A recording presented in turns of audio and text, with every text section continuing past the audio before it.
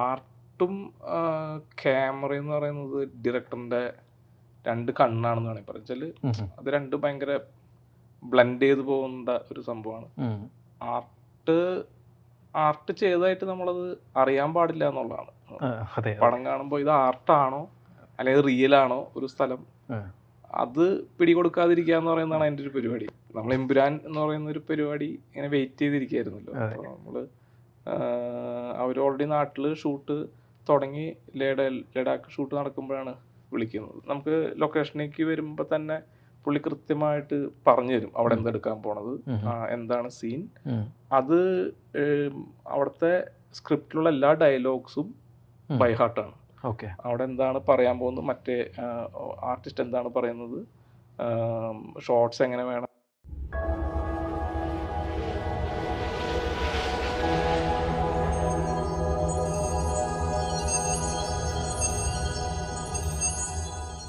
Hey everyone, this is R J Sherin. നമ്മുടെ ക്രിസ്ത്യാനികളുടെ വിശ്വാസപ്രകാരം കർത്താവ് ലോകത്തിൽ വന്ന് ജനിക്കുന്നു എന്നുള്ള വാർത്ത, സന്തോഷ വാർത്ത മാതാവിനോട് വന്ന് പറയുന്നത് ഗബ്രിയേൽ എന്ന് പറയുന്ന മാലാഖയാണെന്നാണ് വിശ്വാസം. അപ്പോൾ ഞാൻ ഇതിനെക്കുറിച്ച് ഇപ്പോൾ ഈ സംസാരിക്കുന്ന സമയത്ത് എമ്പുരാൻ എന്ന് പറയുന്ന മലയാളത്തിലെ ഏറ്റവും വലിയ സിനിമ 150 കോടിയിൽ മുകളിൽ കളക്ഷൻ നേടി നിൽക്കുന്ന സമയത്ത് ആ മംഗളവാർത്ത നമ്മളെ അറിയിക്കാൻ വേണ്ടി ആ സിനിമയുടെ ആർട്ട് ടീമിൽ നിന്നും ഒരു ഗബ്രിയേലിനെ ഞങ്ങൾ ഇന്നിവിടെ കൊണ്ടുവന്നിരിക്കുകയാണ്. ആഹാ ലെറ്റ്സ് ടോക്കിൽ Gabriel George. Welcome to Aaha studios. Thank you for having me. അപ്പോൾ ആദ്യത്തേത് ഞാനൊരു വലിയ ചോദ്യമായിട്ടൊന്നും ചോദിക്കുന്നില്ല. മലയാളത്തിലെ ഏറ്റവും വലിയ സിനിമയിലാണ് ഇപ്പോൾ പ്രവർത്തിച്ചിട്ടിരിക്കുന്നത്. സോ അതിൻ്റെ എക്സ്പീരിയൻസ് എന്താണെന്നുള്ളതാണ് ഏറ്റവും ആദ്യം അറിയേണ്ടത്. ഷെറിൻ, ഇതിൽ സിനിമ ഒരുപാട് സ്ഥലങ്ങളിൽ ഷൂട്ട് ചെയ്തെങ്കിലും ഞാനിതിൻ്റെ ഒരു ഷെഡ്യൂളിൽ ആണ് വർക്ക് ചെയ്തത്. അത് പല ഷെഡ്യൂളിലായിട്ട് ഒരുപാട് സ്ഥലങ്ങളിലാണ് പടം ഷൂട്ട് ചെയ്തിട്ടുള്ളത്. അപ്പോൾ അതിൻ്റെ UK ഷെഡ്യൂളിലാണ് ഞാൻ വർക്ക് ചെയ്തത്. ഒരു 10-20 ദിവസത്തോളം ഷൂട്ടിൻ്റെ സമയത്തും പിന്നെ അതിന് മുമ്പ് ഒരാഴ്ചയോളം അതിൻ്റെ ലൊക്കേഷൻ കാണൽ പരിപാടിയൊക്കെ ആയിട്ട് അങ്ങനെയാണ് പോയത്. ഇപ്പോൾ നമ്മൾ ഈ സംസാരിക്കുന്ന സമയത്ത് ഈ ആർട്ട് ഡയറക്ഷൻ എന്ന് പറയുന്നത് പണ്ടൊക്കെ നമുക്കത് എന്താണെന്ന് തന്നെ അറിയില്ലാത്തൊരു സമയമായിരുന്നു. ഇപ്പോൾ ഈ റീസെൻ്റ് ആയിട്ട് വന്ന 2018 മഞ്ഞുമൽ ബോയ്സ് അല്ലെങ്കിൽ ഭ്രമയുഗം അങ്ങനെയൊക്കെയുള്ള സിനിമകൾ കാരണം ഈ സാധാരണ ആളുകൾക്ക് തന്നെ ആർട്ട് വർക്ക് എന്ന് പറയുന്ന സിനിമയിലൊരു ഇമ്പോർട്ടൻറ്റ് കാര്യമാണ് ഒരു കാര്യം മനസ്സിലായിട്ടുണ്ട്. അപ്പോൾ how important is art work for a movie? ആർട്ടും ക്യാമറ എന്ന് പറയുന്നത് ഡയറക്ടറിൻ്റെ രണ്ട് കണ്ണാണെന്ന് വേണമെങ്കിൽ പറയാം. വെച്ചാല് അത് രണ്ടും ഭയങ്കര ബ്ലെൻഡ് ചെയ്ത് പോകുന്ന ഒരു സംഭവമാണ്. ആർട്ട് ചെയ്തതായിട്ട് നമ്മളത് അറിയാൻ പാടില്ല എന്നുള്ളതാണ്. പടം കാണുമ്പോൾ ഇത് ആർട്ടാണോ അല്ലെങ്കിൽ റിയൽ ആണോ ഒരു സ്ഥലം, അത് പിടികൊടുക്കാതിരിക്കുക എന്ന് പറയുന്നതാണ് എൻ്റെ ഒരു പരിപാടി. പഴയ സ്റ്റുഡിയോ ഒക്കെ പോലെ തോന്നാതിരിക്കുക എന്നുള്ളത്.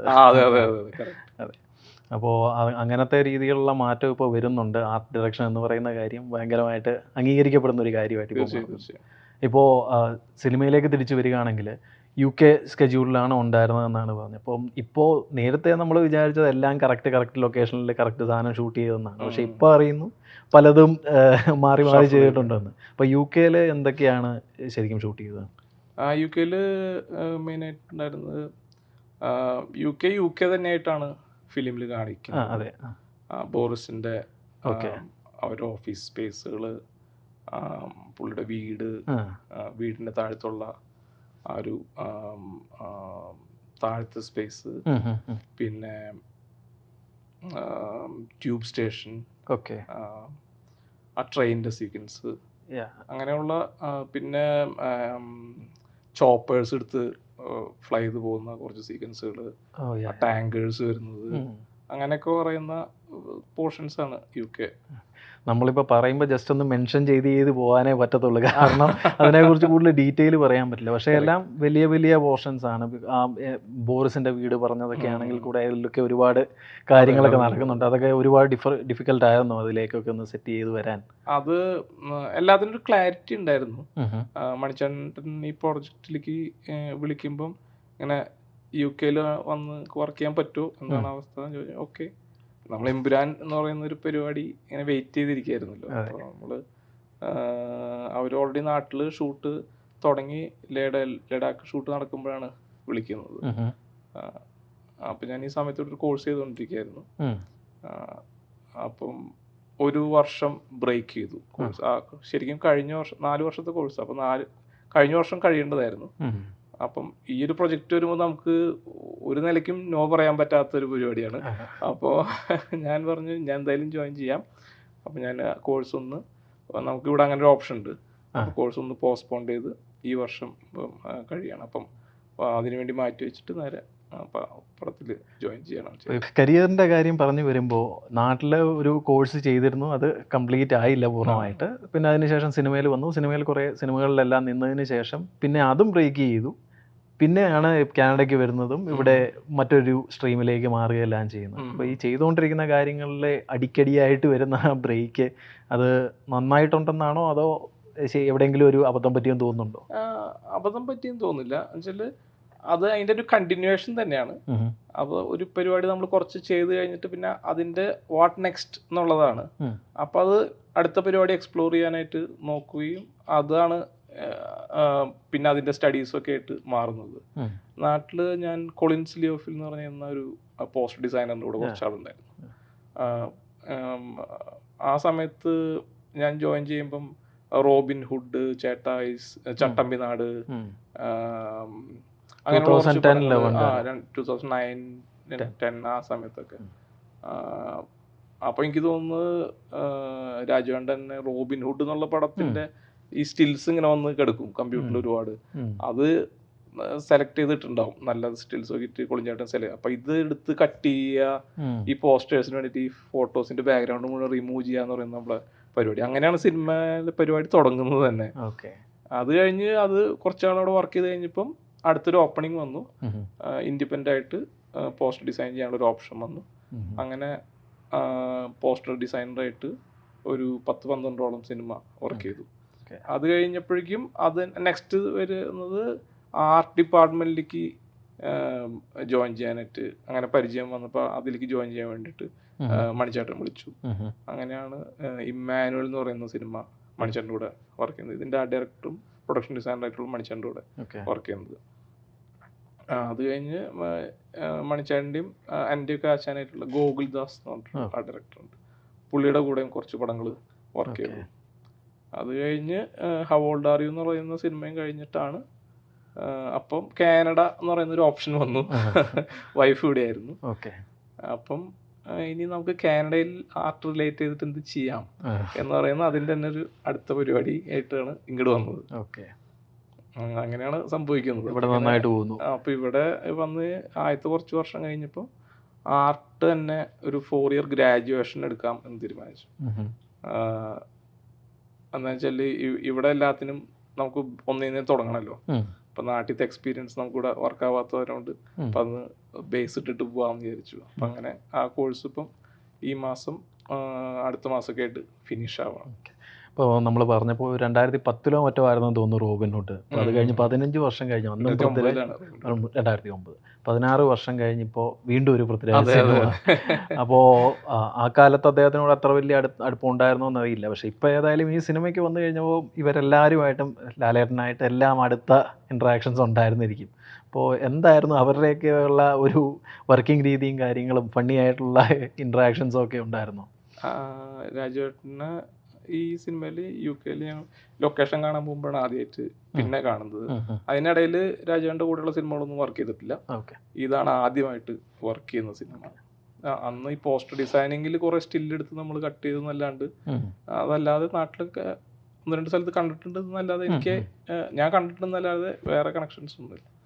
അപ്പം ഇത് ഭയങ്കര എക്സൈറ്റഡ് ആയിരുന്നു ഞാൻ മീറ്റ് ചെയ്യാനൊക്കെ ആയിട്ട്. മീറ്റ് ചെയ്തു. പുള്ളി നമ്മളായിട്ട് പരിചയപ്പെട്ടു.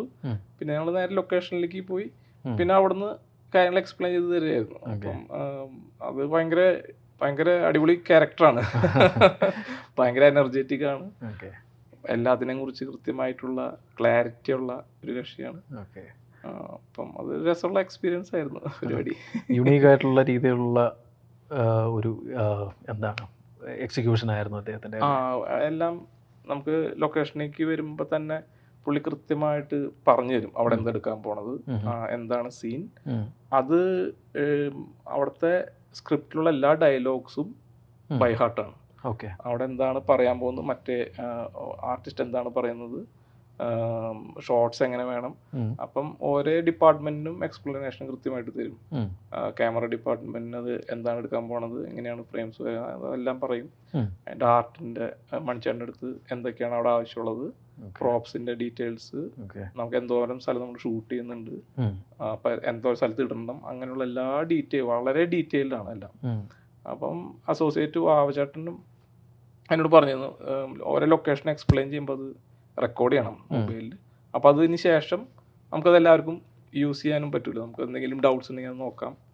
അപ്പം അത് പിന്നെ അതിൽ മാറ്റമില്ല, അത് ക്ലാരിറ്റിയാണ്. പിന്നെ ആ സാധനങ്ങൾ കൃത്യമായിട്ട് അവിടെ ഉണ്ടായാൽ മതി ഷൂട്ടിന് വരുന്ന സമയത്ത്.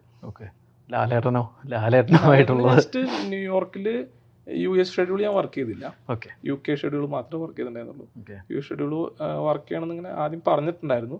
പക്ഷെ അവസാന സമയത്ത് നാട്ടിൽ നിന്ന് തന്നെയുള്ള മണിച്ചേട്ടൻ്റെ കൂടെ സ്ഥിരം വർക്ക് ചെയ്യുന്ന അസോസിയേറ്റ്സ് 2 പേര് വന്നു. അവർക്ക് വിസ എല്ലാം ശരിയായി, അവർ വന്നു.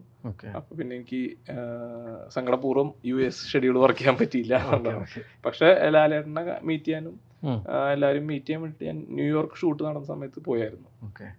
അപ്പം എല്ലാവരും കണ്ടു, എല്ലാവരും പരിചയപ്പെട്ടു. താങ്കളോട് ഇത് ആരെങ്കിലും പറഞ്ഞിട്ടുണ്ടോ എന്ന് എനിക്കറിയില്ല.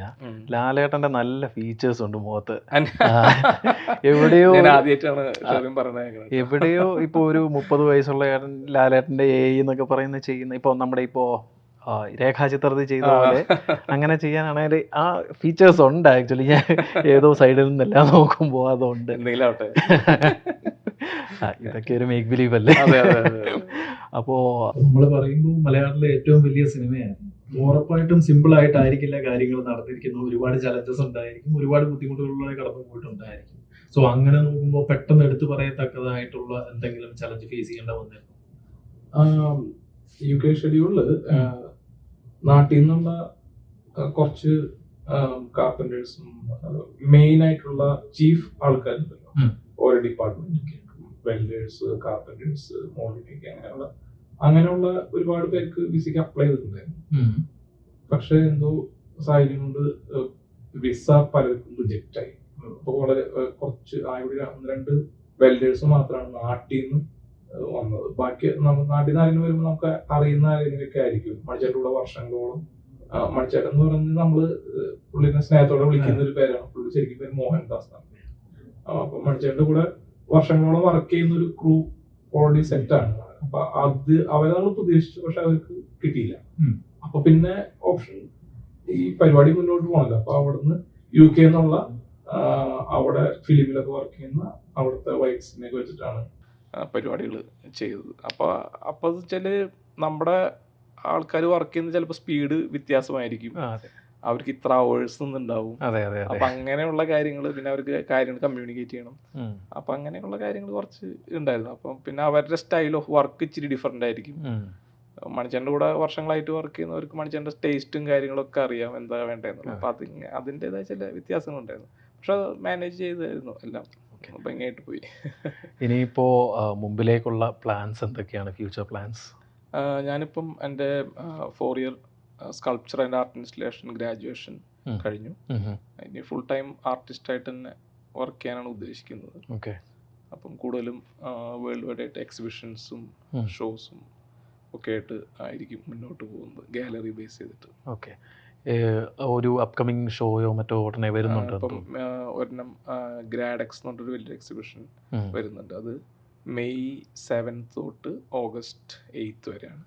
അത് ഡൗൺ ടൗണിലെ ഒക്കാഡ് യൂണിവേഴ്സിറ്റിയുടെ ഇഗ്നൈറ്റ് എന്ന് പറഞ്ഞൊരു ഗാലറി ഉണ്ട്. ആ ഗാലറി സ്പേസിലാണ് വരുന്നത്. അപ്പോൾ അതിൻ്റെ തീം നമ്മുടെ ഫ്ലോക്കോറൽ ആർട്ട് ഫോംസ് ഉണ്ടല്ലോ, കേരളത്തിൻ്റെ തനതായ തെയ്യം, അതിനെ ബേസ് ചെയ്തിട്ട് അതിനെ ഇൻസ്പയർ ചെയ്തിട്ടുള്ള ഒരു ആർട്ട് ഇൻസ്റ്റലേഷനാണ്. ഓക്കെ. അപ്പോൾ ഒരു പാർട്ട് ടൈം സിനിമാക്കാരനാകാനുള്ള പ്ലാനാണോ? നല്ല പ്രൊജക്ട്സ് വരുമ്പോൾ എന്തായാലും അങ്ങനെയുള്ള പ്രൊജക്ട്സ് വിളിക്കുമ്പോൾ എന്തായാലും പോയി ചെയ്യുന്നതായിരിക്കും. സിനിമ എന്തെങ്കിലും ഫ്യൂച്ചറിൽ വന്ന് നിൽക്കുന്നോ മറ്റോ ഉണ്ടോ? സോഫാർ ഒരു മണിച്ചാട്ടി റീസെൻ്റ്ലി ഒരു പരിപാടിക്ക് വിളിച്ചിട്ടുണ്ടായിരുന്നു. പക്ഷെ അത് ഈ കോഴ്സ് കഴിയുന്നതിൻ്റെ ഒരു എഡ്ജിലായത് കാരണം കൊണ്ട് ജോയിൻ ചെയ്തിട്ടില്ല. പക്ഷെ എന്തോ അത് കുറച്ചും കൂടി നീങ്ങി പോയിട്ടുണ്ട്. അപ്പം അത് ഉണ്ടാവുകയാണെങ്കിൽ വിളിക്കുകയാണെങ്കിൽ അത് വർക്ക് ചെയ്യും. പിന്നെ ഫ്യൂച്ചർ പരിപാടികൾ വിളിച്ചു കഴിഞ്ഞാൽ നല്ല പ്രൊജക്റ്റ് വരുമ്പോൾ എന്തായാലും വർക്ക് ചെയ്യുന്നതായിരിക്കും. ഓക്കെ. നമ്മുടെ കനേഡിയൻ പ്രോജക്ട്സ് ഒക്കെ നോക്കുന്നുണ്ട്. ഇവിടെയും ചില സിനിമകളും സീരീസുകളും ഒക്കെ ഇപ്പം മുമ്പത്തേനേക്കാളിലും കുറച്ചും കൂടെ കൂടുതലായിട്ട് ഇവിടെ സംഭവിക്കുന്നുണ്ട്. അതെ അതെ. അപ്പോൾ അതിലേക്കും ഒരു ഇൻവോൾവ്മെന്റിന് ഉദ്ദേശിക്കുന്നുണ്ടോ അതോ നമ്മുടെ രാജ്യം തന്നെയാണോ? അങ്ങനെയൊന്നുമില്ല. നല്ല പ്രൊജക്ട്സ് സംഭവിക്കട്ടെ, വരട്ടെ.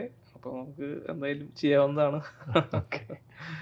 അപ്പോൾ എമ്പുരാൻ്റെ ഡീറ്റെയിൽസ് പറഞ്ഞതിനും ഇനിയിപ്പോൾ നമ്മുടെ വരാൻ പോകുന്ന കാര്യങ്ങളൊക്കെ പറഞ്ഞതിനെല്ലാം വളരെ നന്ദി. ഇപ്പോൾ നേരത്തെ തൊട്ട് മുമ്പ് പറഞ്ഞ പോലെ ഇനി വരാൻ പോകുന്ന ആ എക്സിബിഷൻ അതിപ്പോൾ എൻ്റെ ഒരു അറിവിൽ അതൊരു വലിയൊരു എക്സിബിഷനാണ്. ഒരുപാട് ആളുകൾ വരുന്ന. അപ്പോൾ അത് ഒരു വലിയൊരു മൈലേജ് ഉണ്ടാക്കി തരട്ടെ. ഇനി അങ്ങോട്ടുള്ള ഫ്യൂച്ചർ പ്രോജക്ട്സും കാര്യങ്ങളും ഒക്കെ നന്നായിട്ട് തന്നെ വരട്ടെ. അപ്പോൾ ഓൾ ദ ബെസ്റ്റ്. ഇതെല്ലാം ഞങ്ങളോട് ഷെയർ ചെയ്ത് thank you so much. So everyone, എന്നപ്പോൾ നമുക്ക് പിന്നീട് ഒരു അവസരത്തിൽ ഇതുപോലെ തന്നെ എക്സ്ക്ലൂസീവ് ആയിട്ടുള്ള കാര്യങ്ങൾ നിങ്ങളുമായിട്ട് ഷെയർ ചെയ്യാൻ മറ്റൊരു അതിഥിയുമായിട്ട് ലെറ്റ്സ് ടോക്കിൽ മീറ്റ് ചെയ്യാം. Till then it's A bye from RJ Sherin.